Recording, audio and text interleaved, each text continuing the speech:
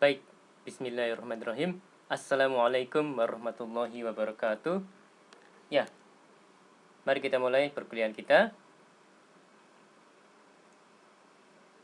Jadi, judul slide-nya adalah teori organisasi suatu pengantar. Ya, sumber dari materi ini bisa dilihat di bagian ini ya, Mas dan Mbak ya.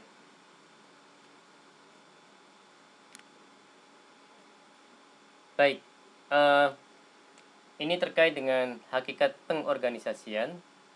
Jadi saya akan membacakannya. Ini cerita tentang 4 orang yang bernama everybody, somebody, anybody, dan nobody. Ada satu tugas penting yang harus dikerjakan dan everybody diminta untuk mengerjakannya. Everybody yakin bahwa somebody akan mengerjakannya. Sebetulnya anybody dapat mengerjakannya, tetapi nobody yang mengerjakannya. Somebody marah sebab itu tugas everybody. Everybody pikir bahwa anybody dapat mengerjakannya, tetapi nobody sadar bahwa everybody tidak akan mengerjakannya. Akhirnya, everybody menyalahkan somebody yang sebetulnya nobody diminta oleh anybody.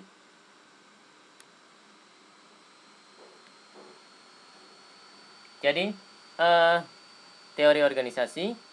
Topik-topik yang dibahas adalah kekuatan sosial, jenis-jenis organisasi, teori organisasi yang terdiri dari taksonomi organisasi, proses organisasi, dan individu dalam organisasi. Baik, masuk ke pembahasan terkait dengan kekuatan sosial, social power. Kekuatan sosial adalah sumber energi yang mampu menggerakkan sejumlah orang ke arah yang dikehendaki oleh sumber energi tersebut. Ada 2 macam kekuatan sosial, yakni pertama, kewenangan atau authority, hak untuk melakukan perintah kepada orang lain. Autoritatif, yakni kekuatan sosial yang syah. Dan yang kedua adalah pengaruh atau influence, kekuatan yang tidak didukung oleh kewenangan, non-authoritative power. Kedua kekuatan itu selalu beriringan, Mas dan Mbak. Jadi authority dan influence ya. Oke, masuk ke struktur kepemimpinan, power structure, struktur kekuasaan. Orang-orang yang memiliki kekuasaan, kewenangan, kepemimpinan, dan pengaruh dalam suatu sistem sosial. Kumpulan individu-individu yang bertindak bersama-sama atau sendiri-sendiri dalam membuat keputusan. Jadi, terkait dengan power structure, ada 2 pokok. Yang pertama adalah monomorphic, yakni kekuasaan yang sama dipegang oleh beberapa orang, atau orang yang sama memegang kewenangan atau kekuasaan tentang beberapa hal yang berbeda. Sedangkan polymorphic adalah kewenangan yang berbeda dipegang oleh orang yang berbeda. Oke, tingkat kekuasaan. Tingkat atas menyangkut kebijaksanaan, mempengaruhi semua orang. Tingkat menengah menyangkut pelaksanaan, pengaruh terbatas. Tingkat bawah menyangkut hal-hal kecil yang bersifat teknis, pengaruh sangat terbatas. Oke, masuk ke jenis-jenis organisasi. Yang pertama adalah leader-oriented organization. Ya, dalam hal ini putusan selalu oleh pemimpin. Pengabdian dan kepatuhan anggota diperlukan. Kemudian patriarchal leadership organization. Jadi, dalam organisasi ini, hubungan pimpinan anggota seperti hubungan antara bapak anak, perlindungan ya, Mas dan Mbak. Selalu memerlukan restu atau persetujuan pemimpin meskipun putusan tersebut dibuat oleh anggota. Birokrasi diatur oleh suatu struktur tertentu, beroperasi sesuai perangkat peraturan atau ketentuan tertentu, tanpa menghubungkan dengan pemimpin atau pemegang kekuasaan tertentu.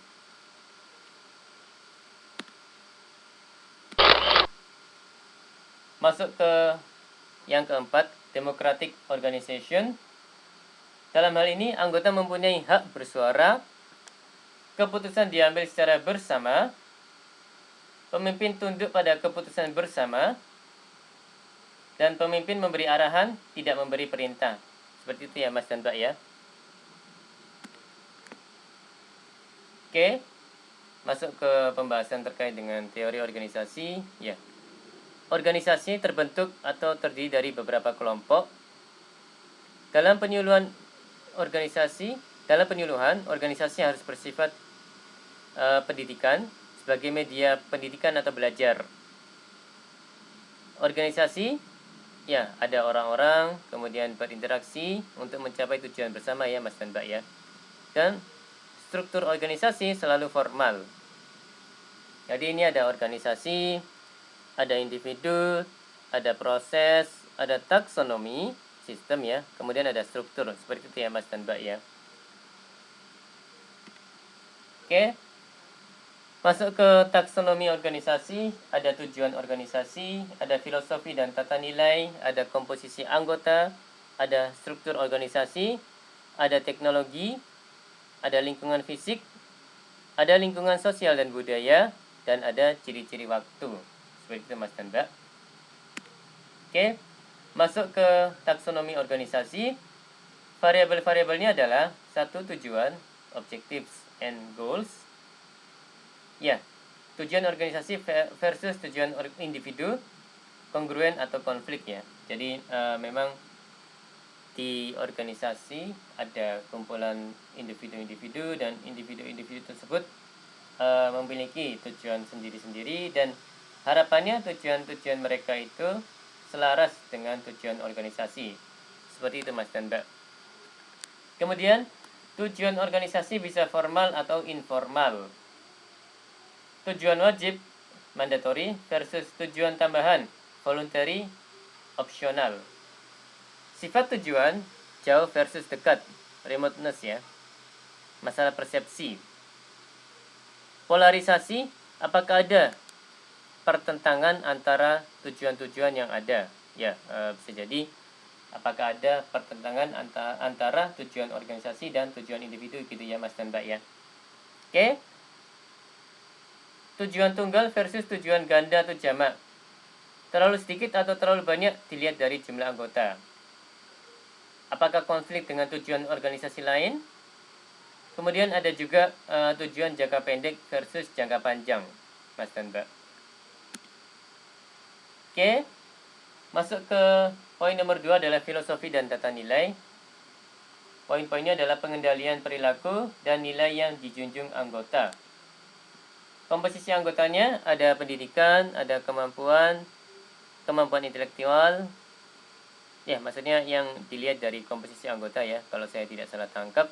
Jadi ada faktor pendidikan, faktor kemampuan intelektual, ada ciri kepribadian, ada hubungan sosial, kerjasama, bantu-membantu, persaingan, permusuhan, klik atau cocok ya, dan lain-lain. Keragaman motivasi, dan status dan jenjang yang dimiliki. Oke, ini ada di bagian bawah ada terkait dengan diferensiasi. Jumlah tingkatan dalam organisasi, sedikit atau banyak, adakah subgrup dalam setiap tingkatan ya, Mas dan Mbak.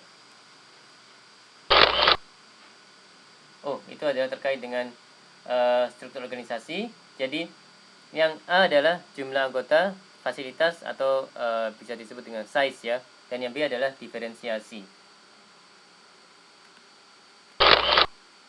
Oke, yang berikutnya adalah cara pengendalian anggota sesuai perilaku standar atau tidak. Pengendalian terpusat versus terbagi. Rentang kendali, berapa orang dikendalikan oleh setiap pengawas. Sanksi apa untuk pengendalian, negatif atau positif. Fleksibilitas pengendalian. Struktur peranan, apakah punya peranan-peranan yang secara resmi dibagikan atau tidak. Seperti itu ya Mas dan Mbak ya. Kemudian partisipasi anggota. Poin nomor 5 adalah teknologi. Fungsi apa yang harus dilakukan? Apa jasa atau produk yang dihasilkan? Apa fasilitas yang tersedia? Kompleksitas teknologi. Poin nomor 6 adalah lingkungan fisik. Ada keisolasian sosial, ada keterbatasan komunikasi, ada mobilitas anggota, ada stres yang diakibatkan.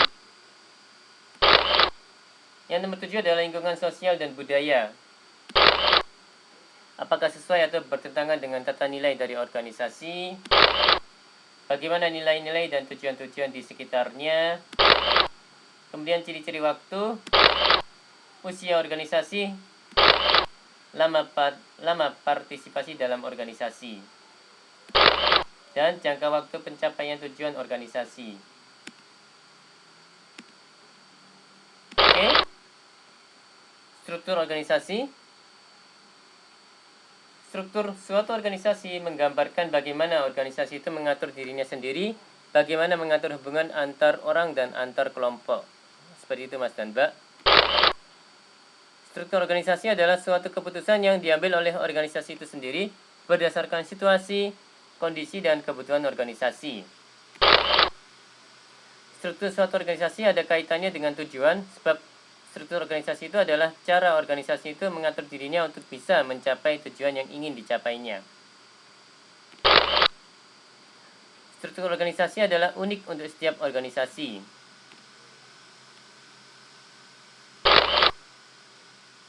Oke, variabel struktur ada ukuran size. Makin besar akan semakin kompleks, semakin impersonal, semakin lugas, semakin sulit diarahkan, semakin sulit dipadukan. Ya, kalau ukuran size-nya itu kecil itu lebih cenderung untuk guyup ya, akrab gitu. Tapi kalau makin besar, makin kompleks gitu ya, makin sulit dipadukan. Ukuran menciptakan dilema, kecil kurang, tapi besar susah diatur. Seperti itu ya Mas dan Mbak ya. Tak ada yang tahu ukuran yang optimum. Oke, berikutnya adalah rentang kendali. Jumlah orang yang langsung di bawah pengawasan dan tanggung jawab seorang pejabat atau pemimpin. Jumlah yang optimum adalah antara 6 sampai 10. Kalau terlalu banyak tidak akan bisa diawasi dan disupervisi secara optimal. Seperti itu ya Mas dan Mbak ya. Oke, jumlah tingkatan hierarki. Kalau terlalu banyak bisa timbul kesulitan. Ya, komunikasi vertikal. Sebaiknya tak terlalu banyak ya.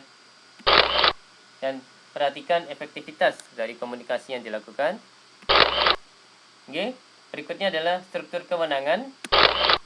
Orang-orang yang punya kewenangan membuat keputusan bagi organisasi. Jadi decision maker ya mereka. Siapa saja yang termasuk dalam struktur? Bila hanya satu orang bisa timbul kesulitan. Pendelegasian wewenang. Dan nomor 5, struktur komunikasi. Variabel yang terpenting dari puncak hierarki sampai ke paling bawah. Juga perlu diperhatikan komunikasi horizontal. Masuk ke struktur tugas. Sama dengan struktur peranan. Cara organisasi membagi-bagi tugas atau pekerjaan kepada anggota-anggotanya. Apakah semua pekerjaan terbagi habis? Apakah semua anggota mendapat peranan? Apakah hanya orang tertentu saja yang berperan? Struktur status dan prestis. Apa yang diperoleh dari organisasi dengan pengorbanan yang diberikan? Jadi saya ulangi. Apa yang diperoleh dari organisasi dengan pengorbanan yang diberikan? Apakah prestis dalam kurung gengsi seseorang akan naik dengan menjadi anggota organisasi? Apakah prestis terbagi secara merata? Dan apakah organisasi memiliki jenjang status yang terbuka bagi semua anggota? Jadi saya ulangi. Apakah organisasi memiliki jenjang status yang terbuka bagi semua anggota? Dan yang berikutnya adalah jarak psikologis antara orang yang di puncak pengambil keputusan dan orang-orang di bawah yang melakukan pekerjaan. Komunikasi emosi antara orang-orang dalam hierarki menunjukkan kemudahan komunikasi vertikal efektif atau tidak.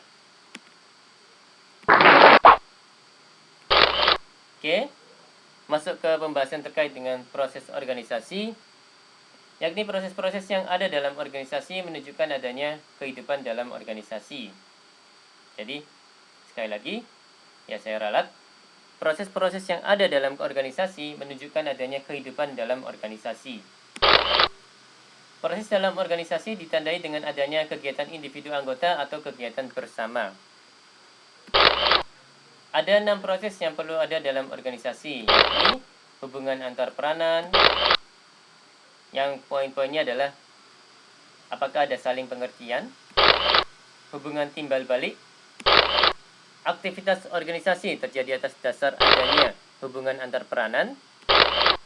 Yang berikutnya adalah komunikasi, yang mana poin-poinnya adalah bagaimana mereka saling berkomunikasi, seberapa akurat dan tepat waktu, seharusnya proses ini efektif. Komunikasi adalah awal interaksi, dan komunikasi yang efektif menghasilkan interaksi yang produktif ya Mas dan Mbak. Oke, poin nomor 3, pengendalian, kontrol. Bagaimana perilaku anggota dikendalikan, efektivitas hubungan pimpinan anggota, kemudian pengendalian meliputi kegiatan pemantauan dan pengenaan sanksi. Jadi diberikan sanksi atau enggak gitu ya Mas dan Mbak ya. Kemudian koordinasi, perhatian yang diberikan pada berbagai kegiatan diarahkan pada tujuan. Bertujuan mengurangi salah pengertian dan konflik antara orang-orang yang melakukan berbagai kegiatan. Pastikan bahwa semua bergerak ke arah tujuan yang sama. Jadi tujuan sini mencapai objektif dari organisasi yang sudah ditentukan gitu ya. Oke, berikutnya sosialisasi. Bagaimana cara anggota baru diperkenalkan pada sistem, cara-cara yang formal maupun informal, apakah proses ini dilakukan dan mencukupi? Tanpa sosialisasi yang cukup, anggota baru akan lama dalam hal menyesuaikan diri dengan organisasi. Seperti itu ya Mas dan Mbak ya. Ya, ini sama halnya dengan mahasiswa baru ya Mas dan Mbak ya. Kalau semakin sosialisasinya cukup, maka anggota baru, yaitu mahasiswa baru, akan makin mudah beradaptasi dengan organisasi, ya dalam hal ini UNUSA ya Mas dan Mbak. Oke, masuk ke poin ke-6, supervisi, kombinasi pengawasan dan pembinaan. Orientasinya pada perbaikan, bukan pada pemberian sanksi atau penghukuman. Kepemimpinan seharusnya bersifat membina, membimbing, memperbaiki, melatih, tidak memerintah, reaktif, mempermalukan, menghukum gitu ya. Jadi ini maksudnya tidak memerintah, tidak reaktif, tidak mempermalukan, dan tidak menghukum. Ya, nampaknya seperti itu Mas dan Mbak. Mudah-mudahan saya nggak salah. Oke, masuk ke pembahasan terkait dengan individu dalam organisasi. Individu merupakan variabel organisasi yang terpenting, sebab mereka lah yang menentukan dan melakukan segalanya dalam organisasi. Variabel-variabel individu yang perlu diperhatikan adalah pertama, motivasi. Ya, motivasi ini ada dua jenis, intrinsik dan ekstrinsik. Dorongan untuk berbuat sesuatu ya, motivasi. Ya, semoga saya nggak salah konsep. Motivasi untuk aktif atau tidak aktif dalam kegiatan organisasi. Oke, yang berikutnya adalah sikap mental atau attitude. Sikap terhadap organisasinya, sikap terhadap anggota lain, sikap terhadap pekerjaan atau tugas yang didapat, sikap terhadap nilai-nilai organisasi, dan lain-lain. Yang berikutnya aptitude, kemampuan, kapasitas, apa yang dapat dilakukan anggota, kemampuan yang dimiliki anggota yang berkaitan dengan tujuan organisasi. Yang berikutnya temperamen, perangai. Ya, ini poin-poinnya adalah stabilitas emosi dan mempengaruhi interaksi. Temperamen ini mempengaruhi interaksi dengan orang lain ya, Mas dan Mbak ya. Jadi misalnya ada orang yang temperamen gitu ya, tentu orang-orang lain akan berhati-hati atau menghindari orang tersebut ya Mas dan Mbak ya. Ya, daripada buang-buang waktu untuk misalnya debat atau tengkar yang nggak jelas gitu ya, mending dihindari gitu Mas dan Mbak. Oke, yang kelima, persepsi terhadap peranan atau role perception. Apakah tahu peranannya dalam organisasi? Apakah tahu peranan orang lain dalam organisasi? Apakah tahu peranan organisasi dalam masyarakat? Seperti itu Mas dan Mbak. Oke, jenis-jenis individu. Yang pertama adalah upward mobile. Ya, ini di organization man. Orang yang bekerja keras untuk mencapai tujuan organisasi. Orang ini cenderung naik dalam jenjang status organisasi. Ambivalent, kadang-kadang rajin, kadang-kadang malas. Ambigu. Tergantung pada situasi, menguntungkan atau tidak gitu ya. Indifferent, tidak atau kurang peduli pada organisasi. Jadi ini jenis-jenis individu di organisasi ya Mas dan Mbak ya. Hanya sekedar melaksanakan tugas, tidak ada keterlibatan emosi. Ya, interaksi kelima variabel menghasilkan jenis-jenis individu itu.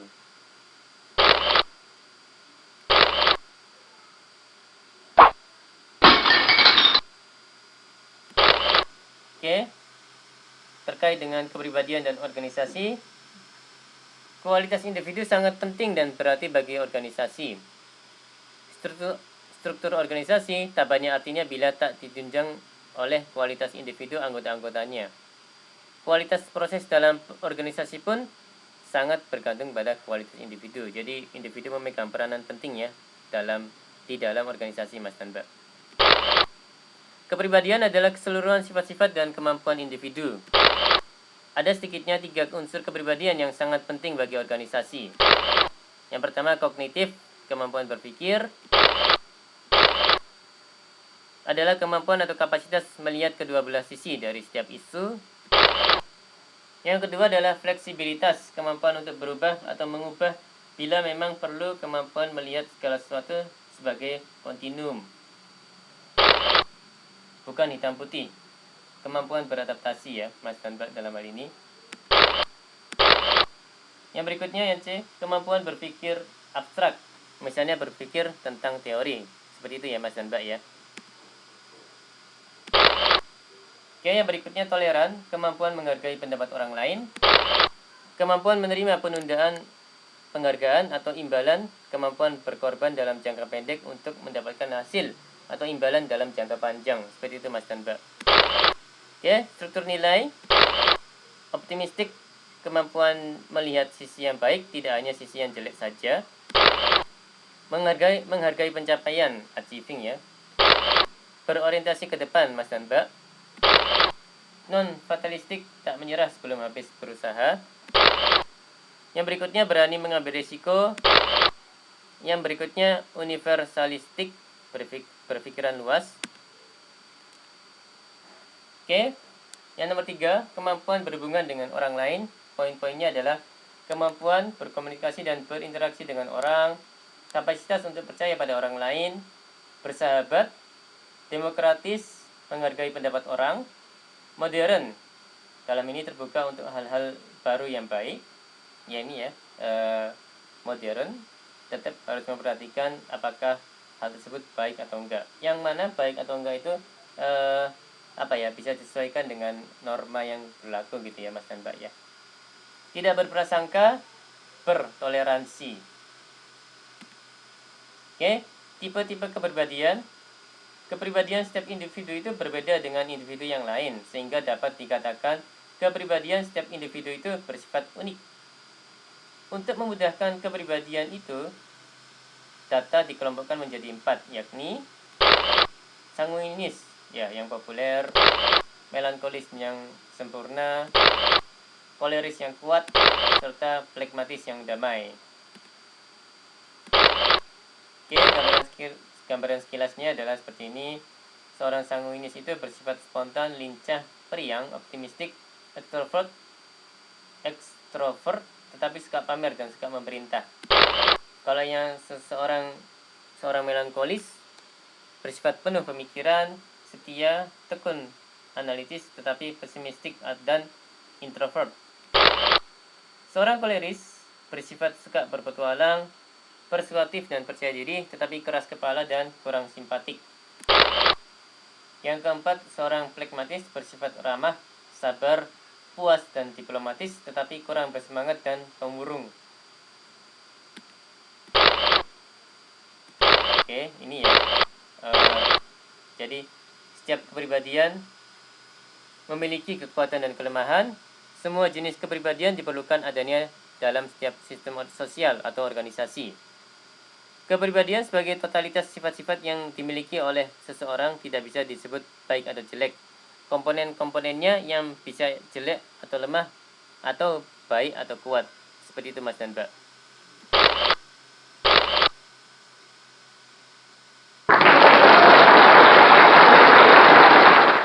Oke, jadi ini 3 fondasi utama dari organisasi. Ada taksonomi, ada struktur, ada proses ya Mas dan Mbak. Kemudian ada individu. Oke, fungsi-fungsi manajemen organisasi. Jadi di tengah ini perilaku anggota, ada ya poin-poinnya: komunikasi, pemotivasian, pengorganisasian, perencanaan, berkreasi, dan pengendalian ya Mas dan Mbak ya. Jadi berkreasi, melihat apa yang ada dengan pandangan baru, segar, berbeda dengan cara pandang orang lain.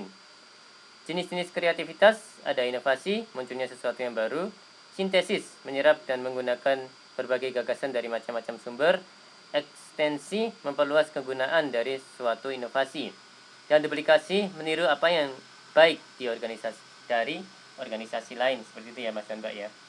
Jadi menduplikat, meniru sesuatu yang baik yang berasal dari luar, dari organisasi lain. Seperti itu Mas dan Mbak. Baik, demikian dari saya.